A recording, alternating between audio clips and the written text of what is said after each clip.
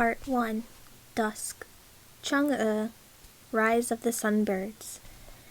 Light filtered through the gauze screens that covered the windows, the wooden frames latticed in a pattern of squares.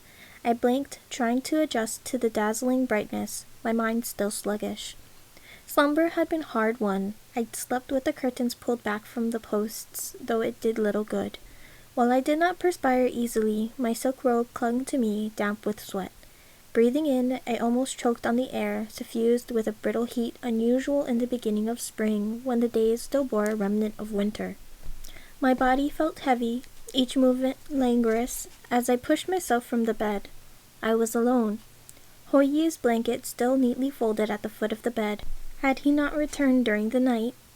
Walking to the windows, I pushed them apart, quickly, before the wood seared my fingers.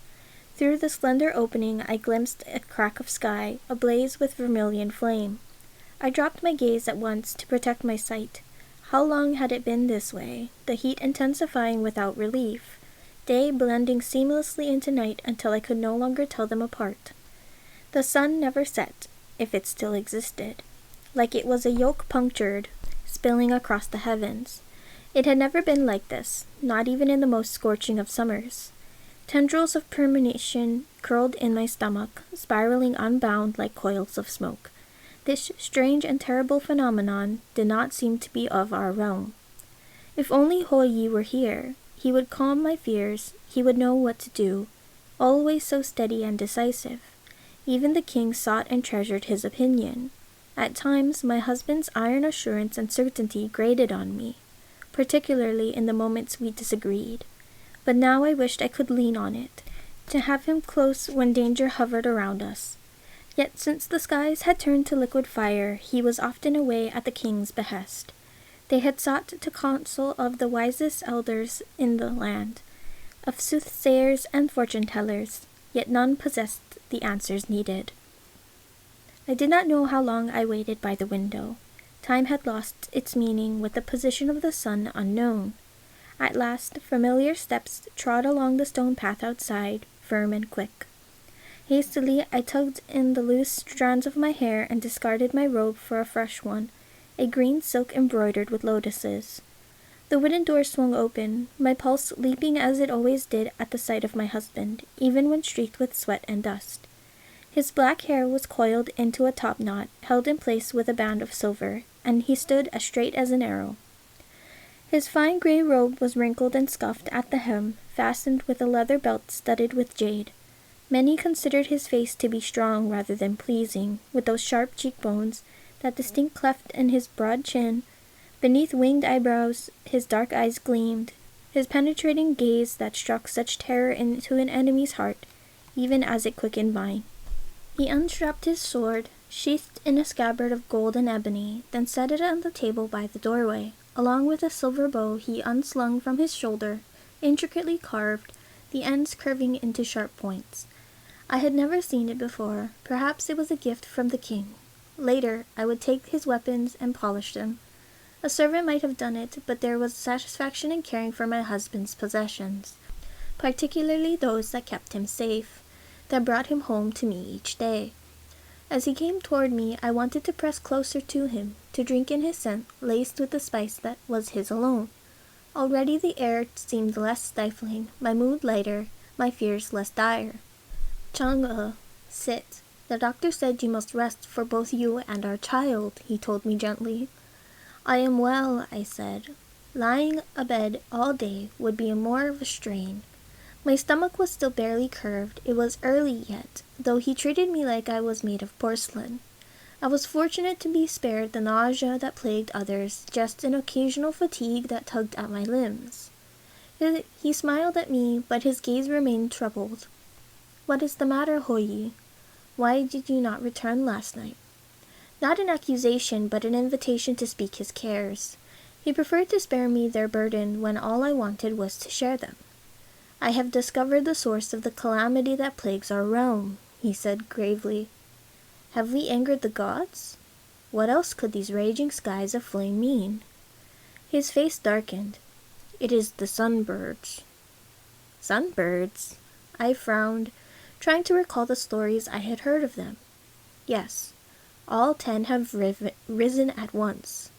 10? I gasped. I thought they were just a myth. He shook his head.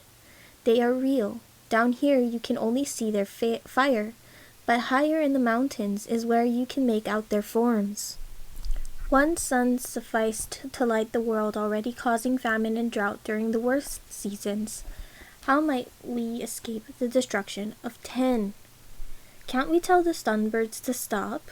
Maybe they do not realize the harm they are causing. I tried. Either they did not hear me or they did not care. He glanced out of the window, his expression grim. Yet how can they not know? The devastation is impossible to ignore. Despair gripped me. We can't survive this heat for much longer, I whispered. He reached out and laid his palm over mine. Even after these years together, his touch still thrilled and comforted me. I turned my hand over and threaded my fingers through his, roughly calloused, yet more slender than one might have expected of a warrior's form. I will face the sunbirds. I will stop them. He spoke with unflinching resolve, as though it were a trivial matter. No. My refusal came swiftly. So harshly spoken, it startled me as much as him.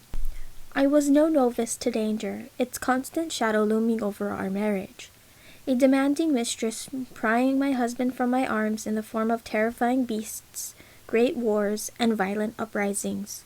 Each time I had embraced him and sent him off with a warm smile to bolster his spirits, swallowing my tears until he had left. Not now. This danger was greater than anything he had ever faced.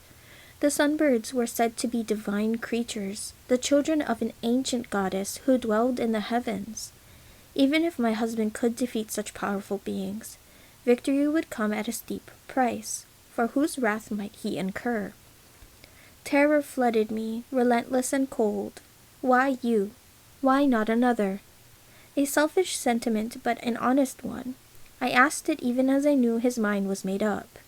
No matter the danger, Houyi would never shirk his duty. Moreover, who else could face the monsters that plagued our skies? He was a hero of the people, a legend of our realm, but for today, I just wanted him to be my husband.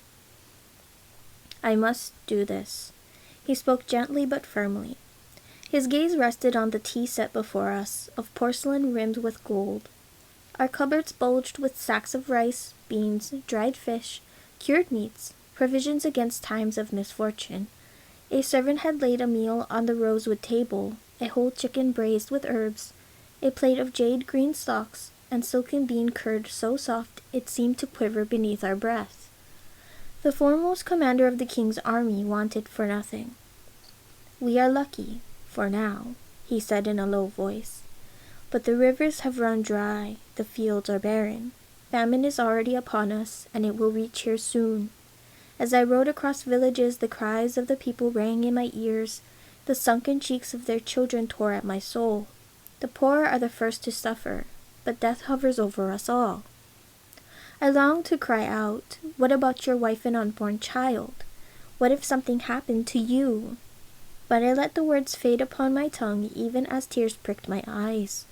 I was used to locking my fears within rather than burdening another. He plucked a crimson peony from the vase, the last unwilted bloom from our garden, snapped off part of its stalk and slid it into my hair, as he had often done during the early days of our courtship. Sometimes, when he was away, I would tuck a flower there to remind myself of him, but there were no flowers here any more, just their withered stalks. Chang'e, I will be safe. I will return. I promise I will never leave you and our child alone in this world. I tried again. But the sunbirds are beloved by the gods. His lips lifted into a small smile. Maybe the gods favor me too. A gold chain gleamed at his neck, one I had not seen before. Was it a good luck charm? Something he had bought from the market to ward off evil? I would drape him in them if only they would bring him back to me unharmed. He continued, I do not intend to attack the sunbirds. I still hope to reason with them. What if they will not listen? But I said no more. It would do no good when he was resolved. I would not spoil our time together, fighting a battle I could not win. Nor would I be his weakness, weighing him down when he needed to be strong in body, mind, and heart. And so I smiled and nodded, serving him the choicest parts of our meal, keeping my tears within me as we went to bed. And if I held him a little tighter that night, he did not remark upon it. The next morning I rose early, my skin already slicked with sweat. Houyi had covered our windows with thick cloth stuffed into the crevices of our door to block out the relentless heat, clinging to any shadow of coolness. Even at night there was no respite from the sunbird's torment. A heaviness sank over me, the knowledge that my husband was right. I could not be selfish. I could not be a coward. He was the only one who could offer us a sliver of hope. If left unchecked, the sunbirds would destroy us all. A servant appeared at the doorway, roused by my footsteps, her eyes still lidded with slumber. I waved her away back to bed. With my own hands, I prepared a pot of Changʻe, cooked with the remains of the chicken from our evening meal, flavored with wolfberries and slices of ginger. I rolled dough into thin sticks, frying them into a crisp golden brown, but not too long so their insides remained soft and chewy. These I served with a bowl of eggs, stewed in aromatic tea and herbs until the whites were stained brown. My husband ate silently, his brow furrowed in thought, his mind already plotting ahead. For a moment pity sparked in me for the foes he faced. His reputation as the greatest warrior in the realm was well earned. He would vanquish the sunbirds, he would return. Such assurances I repeated to myself over and over as I walked him to the doorway, gripping his helmet between my hands until the metal formed dents in my skin. As he lowered his head, I slid it over his soft hair, which I had run my fingers through just the night before. He leaned toward me then, pressing his lips against mine, hard and urgent as though savoring the taste of me. My restraint shattered as I threw my arms around his neck to clutch him tighter. He clasped me to him, his armor grinding against my flesh, but I did not flinch, reveling in the intimacy. Those who thought me aloof had never seen me with my husband. "Wait for me here," he murmured into my ear. "Don't see me out. The heat is too fierce." His hand slid up my cheek, then down again to the curve of my stomach. He inclined his head once, then strode through the doorway into the blinding light beyond. Beneath the shelter of our roof, I stared after him as he mounted his horse and grasped the reins. The horse swung around obediently, galloping away as it kicked up pebbles and clumps of browned grass from our once verdant courtyard. As the sun blazed down upon my husband, something glittered from his back. The silver bow I had glimpsed yesterday. How I prayed its aim would be true. "He will return," I reminded my treacherous and doubting mind 100 times over the course of the day. He had never broken a promise to me. Intermittently, I cursed the selfish sunbirds for the suffering they had caused. Why had they risen all at once? Why did they not cease their wickedness? Why did the Emperor of Heaven not strike them down with his might? At once I rebuked myself for such dangerous thoughts, a frantic unease writhing in my stomach. I hurried to the altar, my fingers fumbling for incense sticks, lighting 3 as I fell to my knees, inhaling their fragrant smoke. My lips moved in a quick prayer as I bent myself over, touching my forehead to the ground. Since discovering I was with child, I had made offerings to the gods daily, praying for our health, a safe birth, a strong child. With so much at stake, I dared not anger the gods, even as my husband rode out to challenge their own. Rising, I made my way listlessly to a chair, for the first time feeling that the weight of our child was more a burden than a blessing. I sipped my tea as I fanned myself. It did little good against the heat, but the rhythmic movements yielded some comfort. Spread across the wooden blades was a beautiful painting of plum blossoms, their vibrant petals, dusted with pale snow, caught among the dark branches. A gift from my husband that I cherished more than the pearls or jade because of the words he had spoken then. "Why plum blossoms?" I had asked curiously. It had been spring, the season of peonies and magnolias. "Because they remind me of you," he had replied, thriving even when buried in ice, their frail petals concealing a core of strength. It was one of the things I loved about him, that he did not speak of my beauty alone as my other suitors had done, writing absurd poems to the arc of my brow, the curve of my lips. It was why I had waited for him those years he was away, knowing in my heart that I would marry no other. My mind drifted back to the danger that awaited my husband. Squinting, I peeked through the window at the fiery sky. How might a mortal bring down a creature of heaven? While my husband was no ordinary mortal, rather the greatest archer in the world, talent was not the only decider of fate. Luck, too often, dealt the deciding blow. Hours passed, half a day perhaps. The afternoon meal was left untouched on the table, the once soft dumplings turning stiff and dry. I dared not venture into the scorching heat of the courtyard. Once it had bloomed with flowers. Once the sunken hole in the center had rippled with water and vermilion carp. Now all was shriveled, browned, and bare. Houyi would prevail. He would come back to me unharmed. He had never broken his word to me, and after this calamity I would ask him to leave the army. I would not let him risk himself again. He had done enough for the kingdom.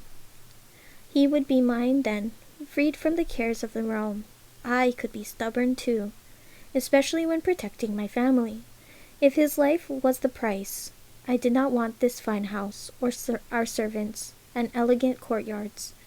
Oh, if I could have this lifetime with him, these precious decades, until we were laid to rest, side by side for eternity, I would be content. Tender dreams swelled through me, a brief respite from the gnawing anxiety of us returning to the village where we first met. We would build our own house with dark red tiles, bringing up our children in the world he had wrenched back from the sunbird's claws, from the brink of destruction. I would mend our clothes and sew us new ones, glad to never see the gleaming armor again which stank of iron and salt no matter how vigorously I scrubbed it. My stomach churned at the thought of the blood spilled upon it, that of my husband and his enemies. His faceless foes swarmed in my mind, those felled by his blade or pierced by his arrows, those mourned by their own parents, spouses, and children, who would curse my husband and rejoice in his death. I shivered, tightening my arms across my chest as a stubborn chill glazed my skin. The physician warned that my moods might swing as they jested, from elation to melancholy and dread. Not a premonition. I reminded myself fiercely as I cast such doubts from my mind. With the blessing of the gods, Houyi would return, and nothing would part us again.